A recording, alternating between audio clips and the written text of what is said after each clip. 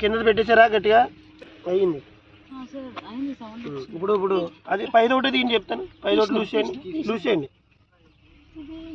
అది చెప్తాను తర్వాత తీయండి కిందకి లాగండి మళ్ళీ పెట్టండి. అదేం మీకు అవసరం లేదు యాక్చువల్గా. అది దేనికి యూజ్ చేస్తాం మనం, నాజిల్ బ్లాక్ అవుతుంది కదా అప్పుడు క్లీన్ చేసుకుంటాం దాన్ని. పెట్టండి గట్టిగా పెట్టండి, ఎలా తీసారు అలా గట్టి చెప్పండి. ఇది లూజ్ చేయాలి. సెప్టిక్ ఇప్పుడు నాజిల్ ఆన్ చేయండి. ఇది మోటార్ ఇంకా లూజ్ చేయండి, అది రావట్లేదు అంటే ఎక్కువ లూజ్ చేయాలి. మీకు అర్థమైందా? అది ఇంకా ఇంకా ఇంకా లూజ్ చేయండి. ఇప్పుడు వదలండి. ఇప్పుడు వస్తున్నాయా? ఆపండి. ఇప్పుడు క్లోజ్ చేసి ల్యాండ్లో ఉన్నప్పుడు ఓకే, మనం ఆన్ చేయలేదు కదా. కాదు గట్టిగా టైట్ చేయండి.